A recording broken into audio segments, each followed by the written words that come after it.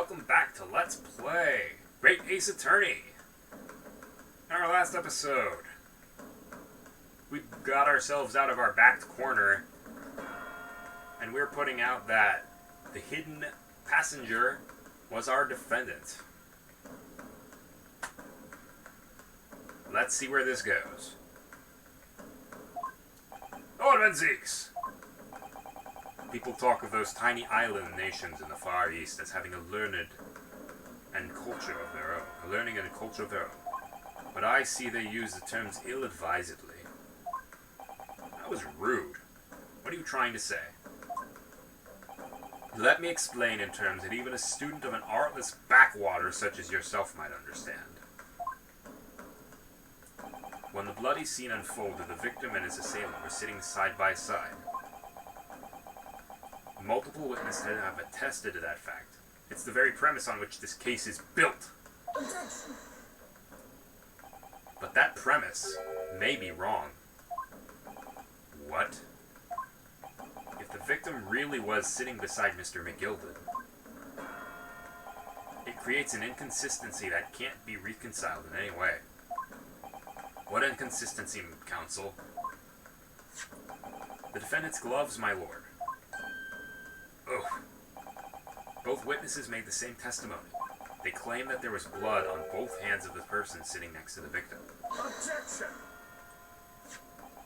Yet we know the truth to be otherwise. Only one glove bears the gory remains. Objection! The point is, even in the face of this irrefutable evidence, both witnesses have maintained their stance.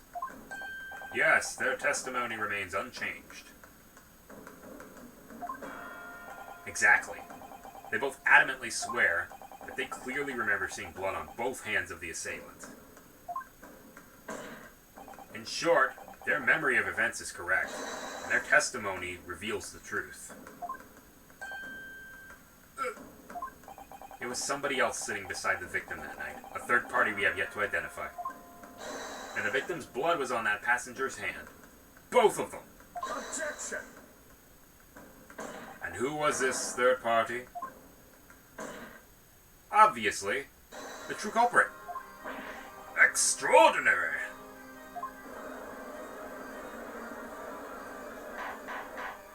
Order! Order! Order! What exactly are you postulating? Objection! The defense's postulation is just that, nothing more than conjecture. The witnesses have clearly stated they saw the accused. Objection! But when elaborating on his testimony, Mr. Fairplay said the two of them were wearing hats, and I couldn't exactly make out their faces. Yes, the tops of their hats were obscured by the roof. I couldn't see the rest of them, though.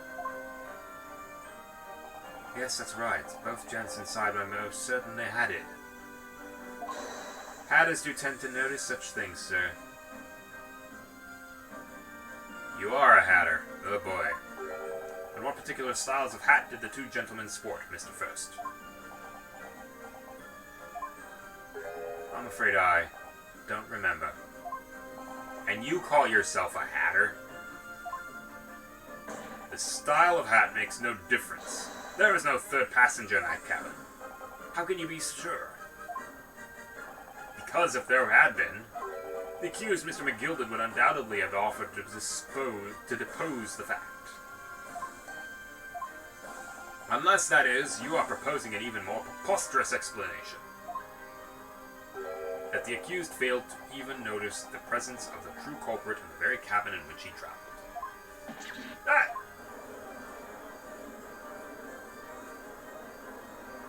He's right. If there is another person traveling in the enclosed cabin of the omnibus, it's inconceivable Mr. McGilded would have been unaware of it. Order! There is clearly a simple solution to this problem. Bring the accused Mr. McGilded to the stand. Well, what say you, counsel? The prosecution objects, my lord. On what grounds? As a suspect, you will have already made a full statement to the police. But what if there's some reason why he's unable to speak freely? Magnus McGilded is no uneducated ruffian. If it is indeed turns out the man has been withholding information, you can be sure it will have been a most deliberate act. Counsel for the defense, what is your opinion? My lord, should we ask Mr. McGilda to testify or not? We're gonna have to do it. Yes, we need to hear what he has to say in order to find out the truth. Can I go to the bathroom? The defense would like to call McGilda to the stand. In that case, I would like to hear the opinion of the jury. Yes, I'll need a little time to consider this.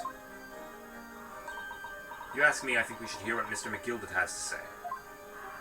Get him in out here, I say. It would be utterly illogical not to hear his testimony. When something needs doing, get it done. That's how I run things at the Guild. Hearing what the patron of my favorite little park has to say? Oh yes, that would be lovely. Yes, the jury says the man must be heard. Very well, the court will hear the defendant's testimony. Bailiff, show the defendant to the stand at once.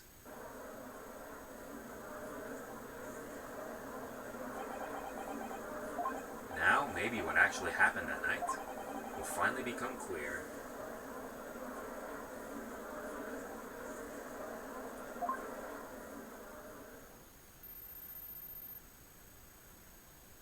Let proceedings be resumed.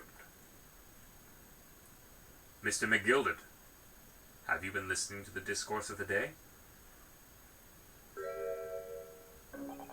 To be sure I have, my lord. There are now two matters on which the court desires to hear from you. The first is whether or not there was a third party with you in the omnibus cabin as proposed by the defense. The second is that if such a person were indeed present, why did you conceal that fact from the police?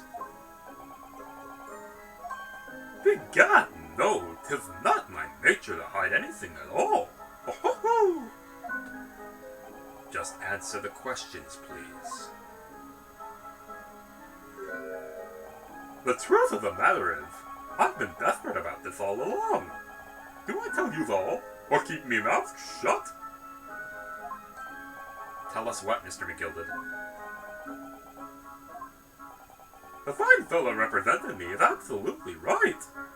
In the carriage on the night with myself and the other man, there was another passenger. That's convenient. It's true! Aye, and 'twas me who helped the little urchin get away after it all happened. You... What? Ow!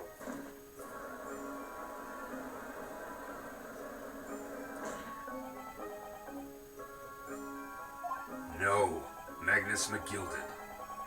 That convenient excuse can't save you now. I'm truly sorry, so I am, Lord Van Veeks.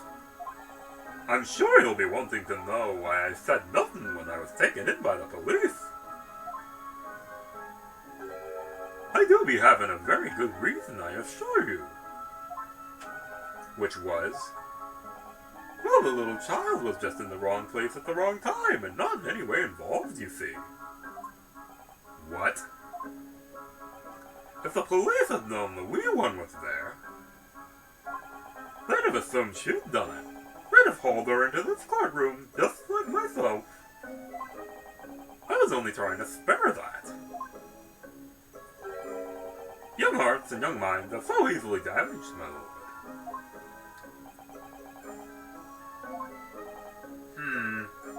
And who is this young child of whom you speak? That? I don't know. You don't know? Aye, well, the wee thing just happened to be in the carriage that night. I never saw her before or since. Objection! We have absolutely no reason to believe this man. The prosecution calls for the witness's statements to be disregarded by the court.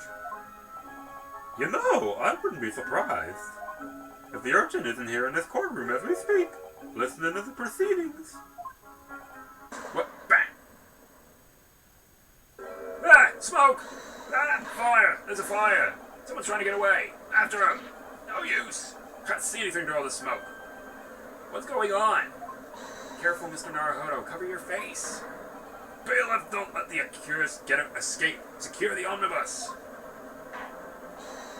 Having all an emergency recess. Bailiff, ensure the defendant is in custody and clear the courtroom.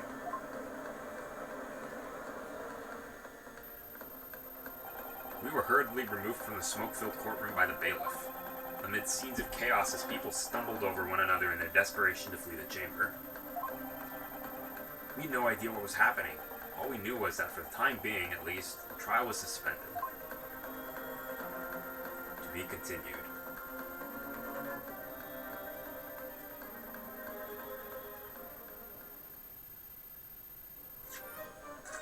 Definitely save. There we go.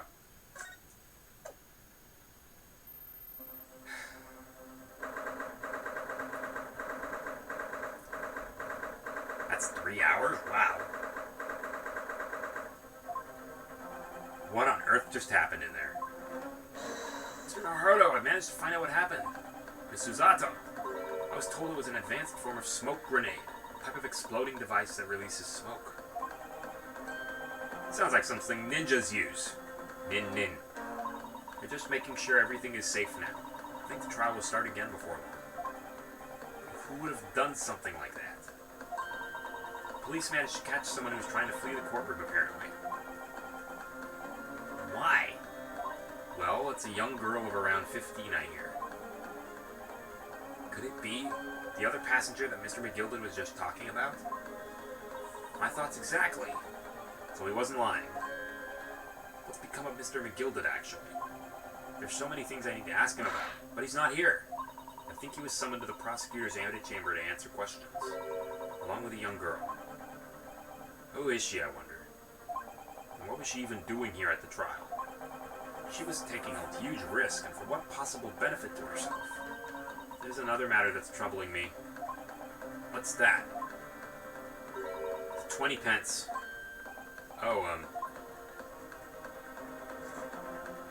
According to the coachman, Mr. Beppo, he took 4 passengers that night at a fare of 5 pence each. That comes to a total of 20 pence exactly. And now it seems there were in fact 5 passengers. Which means the figures don't seem to add up again. She's right. This is strange. Math strikes again. Counsel for the defense, kindly proceed into the courtroom. The trial will recommence in 5 minutes. Oh, thank you, officer. We'll go in straight away. Well, whoever she is, I imagine this young girl will be asked to take the stand and testify now. I really can't imagine what she's going to say, but it could alter the whole direction of the trial. Well, no, soon enough, Miss Susato. Yes.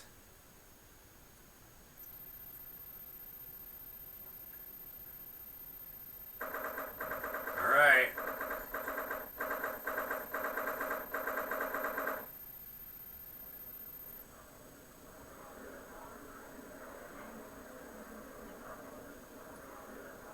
Oh, it's you. There's the young girl next to McGilded. Look. She must have been the one who caused the disturbance before. Well, after that rather uneventful recess, the court will now resume the trial of Mr. Magnus McGilded. Now then, Lord Sven Zeeks. My lord, I do believe you have established the cause of the smoke which veiled proceedings earlier. It seems to have been an advanced form of smoke grenade, of the sort typically employed by the army. Good gracious! The army? What in the devil's name? It was an elaborate attempt by a young girl to cloak her escape from the public gallery. But she was caught, and now occupies the stand. Your name, girl? Are you responsible for the smoke grenade which induced such pandemonium here in my courtroom? What is the meaning of this deplorable behavior? Ahem, if I may, my lord. Yes, Mr. McGilded. I think perhaps I ought to explain here. Why, it is that this wheel asked here in the first place. And why she tried to bolt like that. 'Tis all tied up with the events of that night, so it is.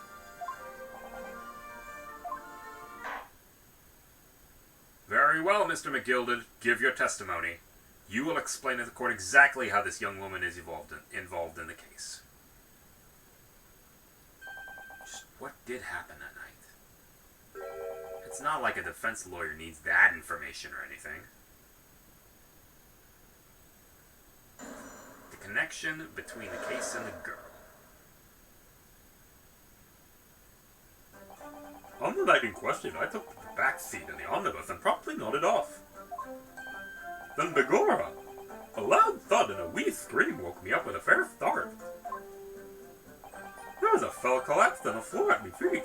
I set him up on the seat across from me. I turned to find out that the wee scream had come from, and bless my soul, what did I find? There was a child in there, all curled up in a ball, hiding her wee self away. Wee.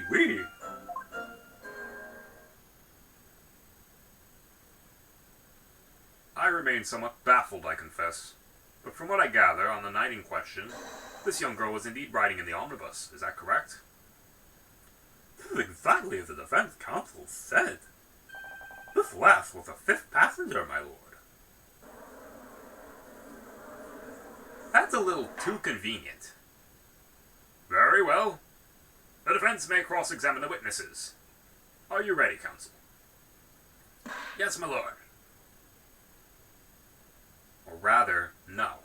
I have no idea where to start.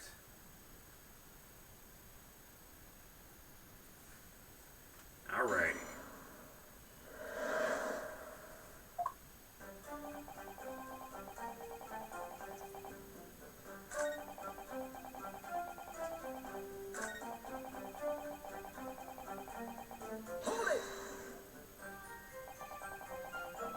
So when you first got into the omnibus, were there any other passengers already aboard? There were not. The cabin was empty, and there was no one on the roof deck either. You were the first passenger, as it were, I see. Aye, and that's why I took the backside as I did. The most comfortable, so it is. Could you explain exactly what you mean by the back seat? Well, just how you already described it earlier. I'm talking about the seat opposite the one in the poor gentleman who was stabbed was sitting. Like I said, this is the most comfortable, and where I feel most at ease. And of course I can enjoy gazing through the skylight from time to time as well.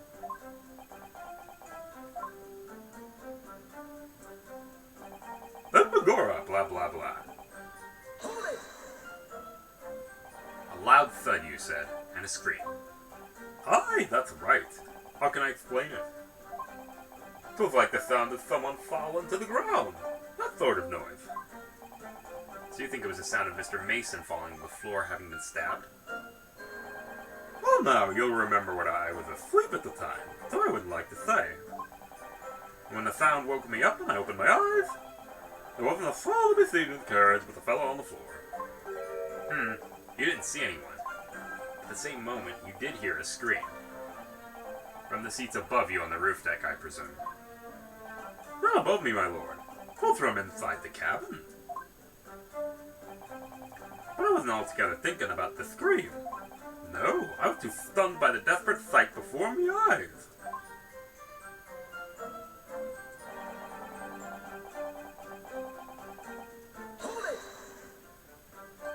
You sat him up? The victim, you mean? Then I did. On the seat across from me, as I said. I could plainly see the poor devil was already gone. And you wouldn't leave a dead man just lying on the floor now, would you? This common courtesy, so it is. I find that a little hard to believe.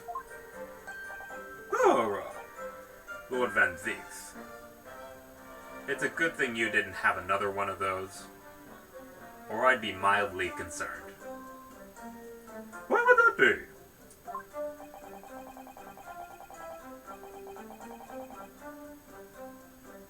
You wake to find a man lying dead in your feet in a carriage. Any normal person would hail the cabman.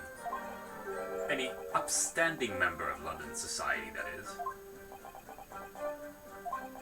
Well, now, as you know, I'm in something of a special line of business.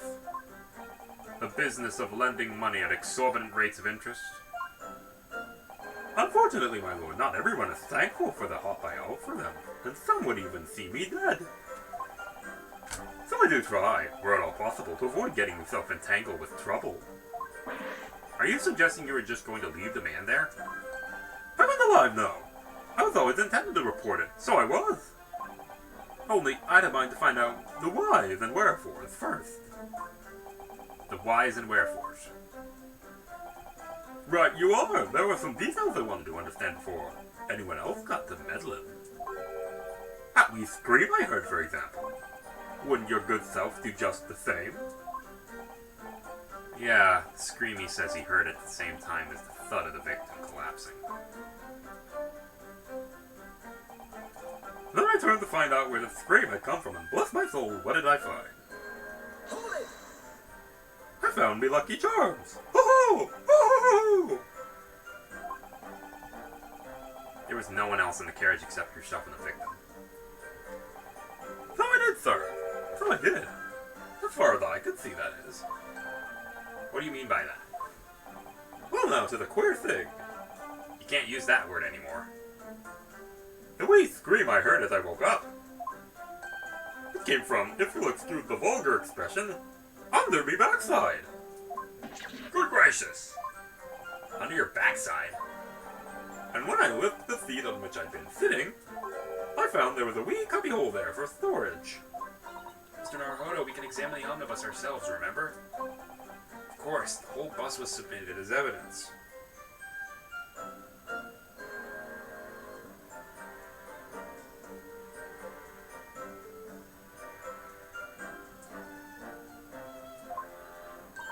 This would be a very good time to have a thorough look around inside.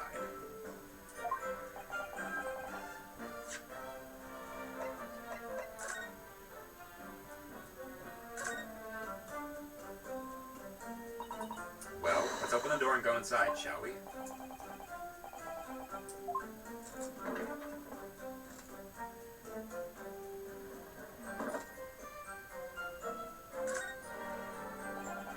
The seat has a handle, it seems.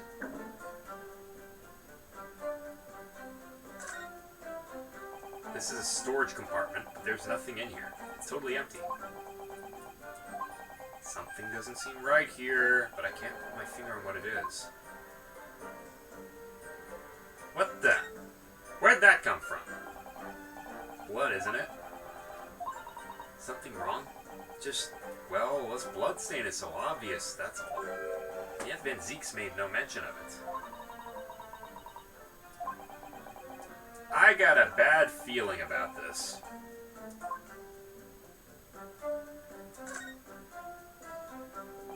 That's blood that's soaked into the seat. Victims, obviously.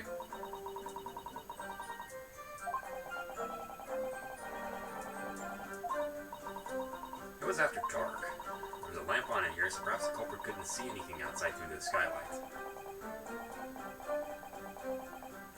It wasn't a planned attack.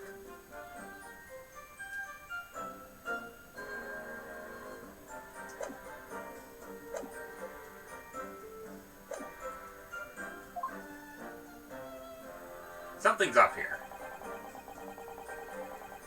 Hold it!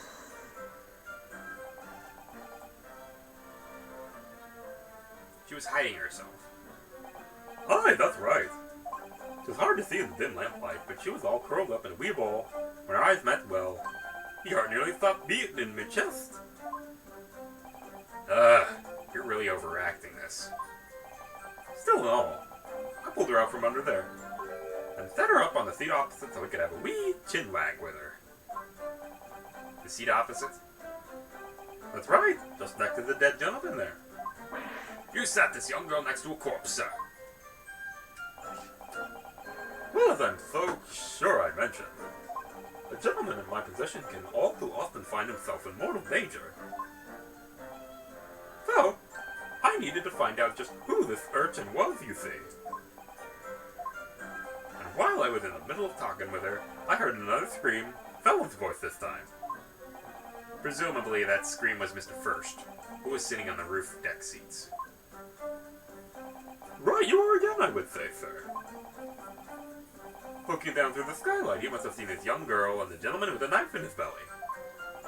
other words, the previous witnesses did not, in fact, see you at all, Mr. McGill. What they believed to be yourself and the victim was, in fact, this girl and the late Mr. Mason. Aye, my lord.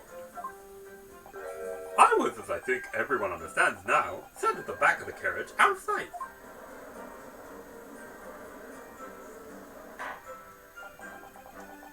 Certainly plausible. The defendant is somewhat diminutive in stature, and really confused, perhaps, with this young girl. After that, of course. With a scream from the gentleman over us, the driver, realizing something was wrong, and pulled up the horses. Thank you, I've heard enough. The events as explained are clear in my mind. However, at least one conundrum remains. Who is the girl? Her name is Gina Lestrade. Huh! Lestrade? As in Inspector Lestrade? She's a chancer, earns her trust among large crowds, relieving people of their purses. What's commonly called a pickpocket. What? This girl here, a petty thief.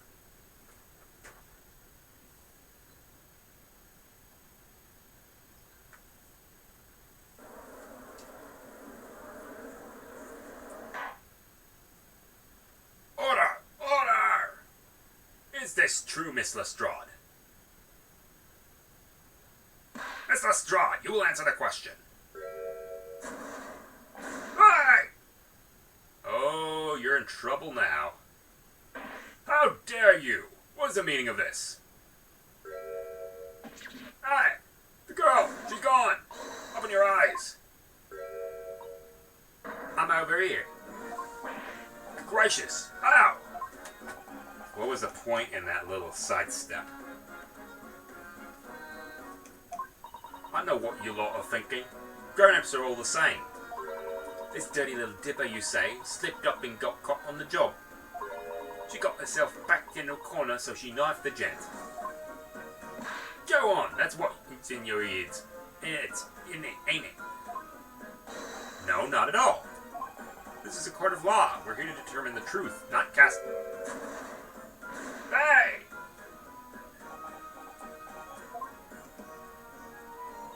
Look, knives are for cowards. Only thugs use weapons like that. All I need for what I do is these fingers. I'm a professional, right? Maybe not in your eyes, but I got pride in what I do. Let me guess, you don't count smoke guns among weapons for thugs. Oh, this? Yeah, this was in a bag I lifted the other day, down where they keep the four-wheel drags. It's nice, innit? I like the pink the best. Ah, don't wave that thing in my direction again! I need a drink. So, you admit that you were riding the omnibus on the night in question?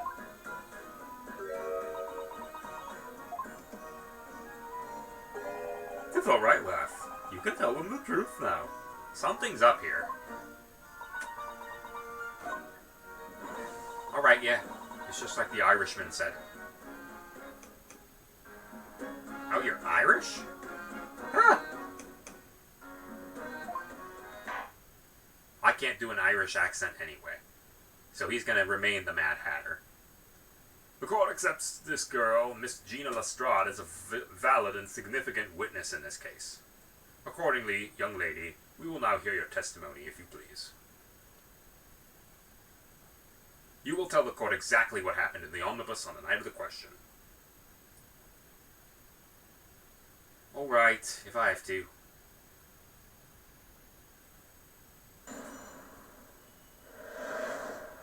What the girl saw. So I stuck inside the carriage before they hooked up the horses, like always. But it was right a waste of time. I got nothing to show for me troubles that night. I'll tell you, you can't see a blind thing in that hiding place. It's pitch black in there. Then after a while, I hear this loud bang. Nearly jumped out of my skin, I did, and the scream just came out. It's because of that this swell found me. You did help me get away, Mont.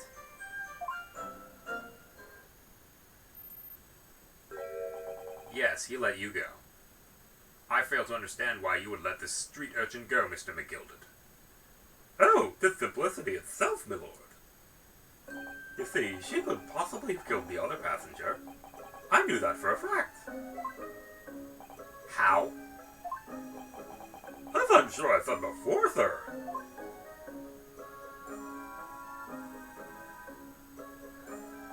I was sitting right on top of the place where she was hiding herself. I think a demonstration is called for.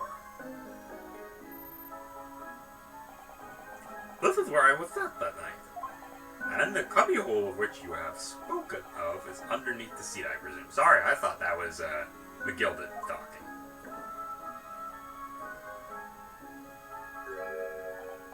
Yes, it appears just large enough to accommodate someone of the girl's stature.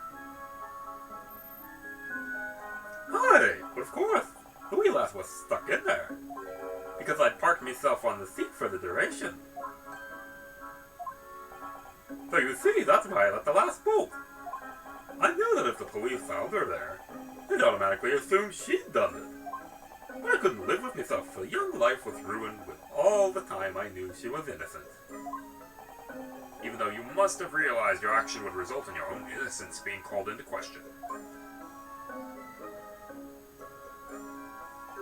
Not at all, my lord. Not at all. I knew in my own heart that I was innocent.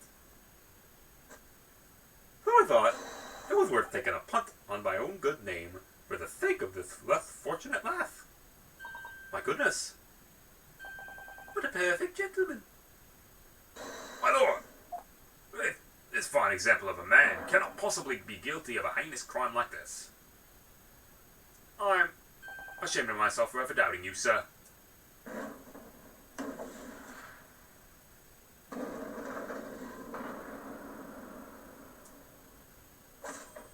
With calm, calculated reasoning, one arrives clearly at the truth every time. That seems a little too, God saints alive! Too convenient. All 6 members of the jury consensual in their leading to a verdict of not guilty? Naruhodo, it must mean what? We're victorious! We've won? Are you sure? Objection! Holy cow! If the sight of my iron-heeled Wellington offends, pray do forgive the discourtesy. Hang on, I gotta get a picture of that. Okay, we're back.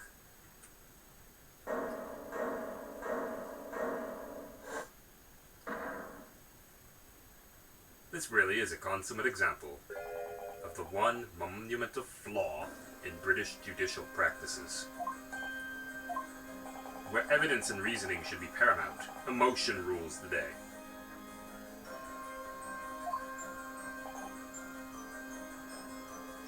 In motion, the witness's latest statement gives us a clear insight to his true nature. What do you mean, his true nature? You really think Scotland Yard would have made such a glaring omission? After the incident, the omnibus was comprehensively searched by officers of the police. Obviously, the interior of this cubbyhole, as the witness put it, was included in their investigation. The compartment on the posterior seat was full of the coachman's belongings.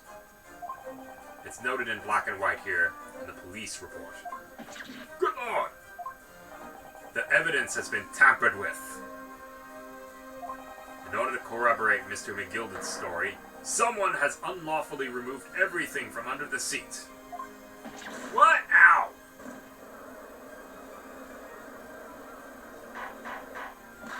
Order! Order!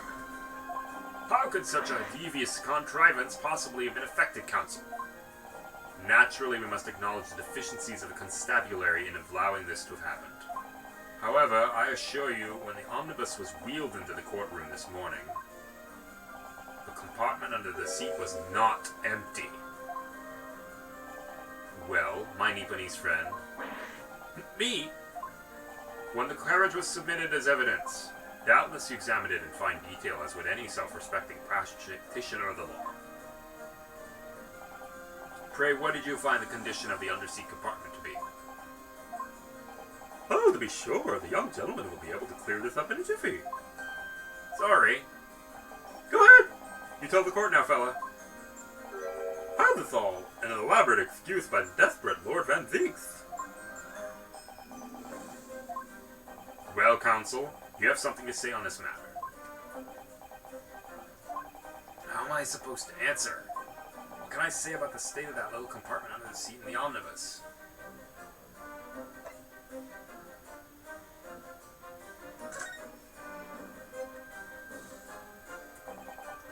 Yes, I'm fairly certain it was empty. If I'm honest, my memory about all this is a little hazy. As I suspected, it seems, my lord, that this Eastern initiate has the scruples of a by-street wine merchant. Mr. Naruhodo! Perfect! This is why the fellow's represented me, after all. He knows just what to say, does he not? Well now, it would seem the argument is moot. If the truth of the matter is here for you to see, after all, that the cubbyhole under the seat is empty as the devil's heart, so it is. That we can be sure of, at least. Why? Why do I feel like something's not right here? Because something's not right. I should like the jury to weigh in on this matter, I think. The compartment's designed to house equipment used to maintain the smooth running of the carriage. The Guild's rules state that omnibuses should be properly and fully equipped at all times. So that certainly wouldn't have been empty on the night in question. Beppo isn't that irresponsible. The money-lending fleecer and his pick purse are lying.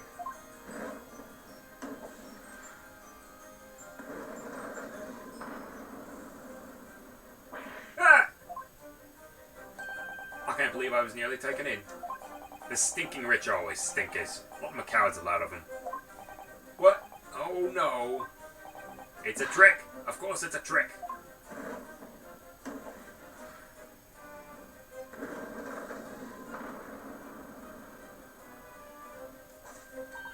Quite so. I must concur there.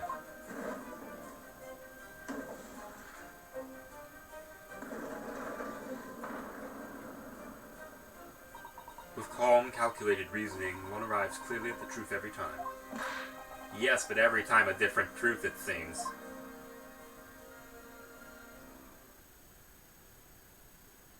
My lord, I humbly exhibit the scales of justice. Clearly a verdict of not guilty this time would be wholly inappropriate. Thank you, counsel. But before we proceed any further, there is the matter of the outstanding cross-examination.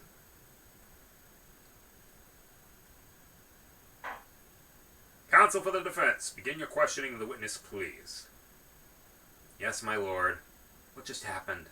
The whole balance of the trial just shifted almost beyond recognition. The Reaper of the Bailey is at work, it would seem.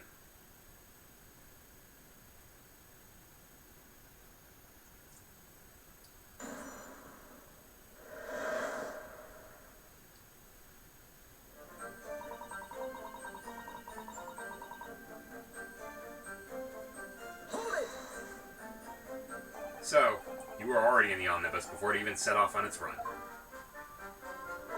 Oh yeah, I mean, what's the point of spending a joey to make a few bob, eh? That's a rum idea, ain't it? I suppose she means there's no point spending money to make money. Actually makes sense. Counsel, may I remind you that this girl is a petty thief. Kindly refrain from entertaining her tenants. Oh, that does clear up the little mystery of the fares on all.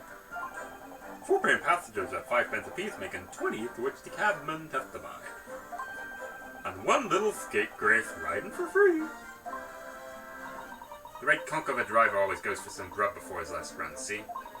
So that's when I slip in the carriage and get myself hidden under the seat. Nice and easy, right? But your hiding place is a storage compartment. Full of equipment for the coach, no?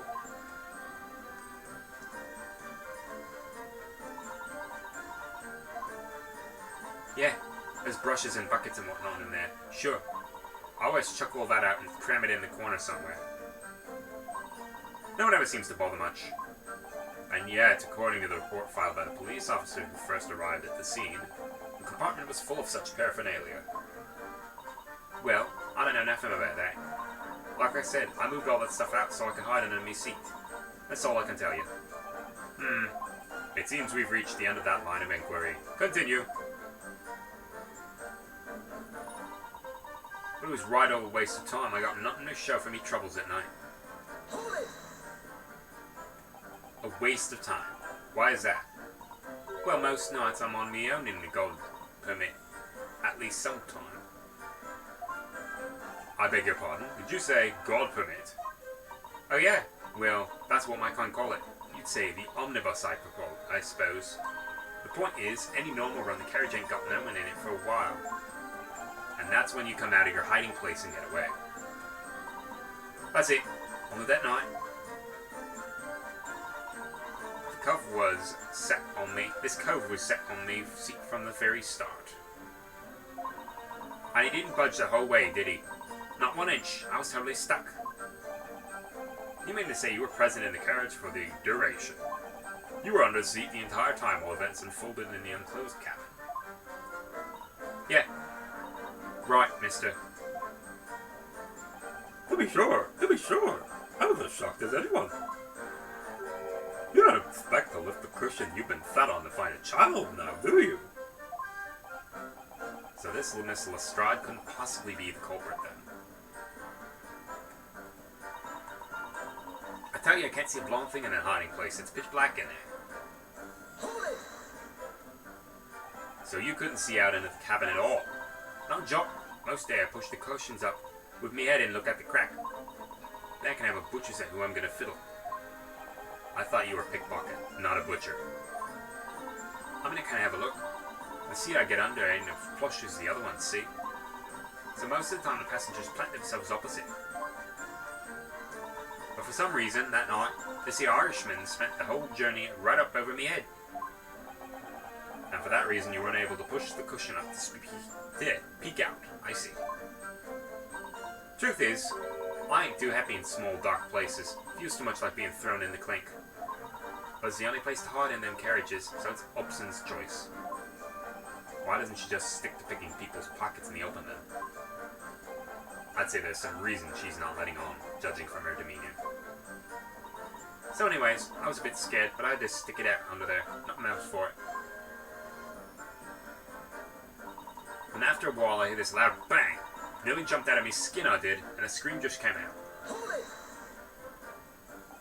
When you say a loud bang, you mean the noise of someone falling to the floor? Could have been, suppose. I don't remember so well. Point is, it made me jump. And you let out a scream involuntarily. That's right, and then I felt the cushion over my head get lighter all of a sudden. Presumably when the defendant got up in order to help the victim, yes? Or not. It could equally have been the moment the accused stood in order to stab his victim, could it not?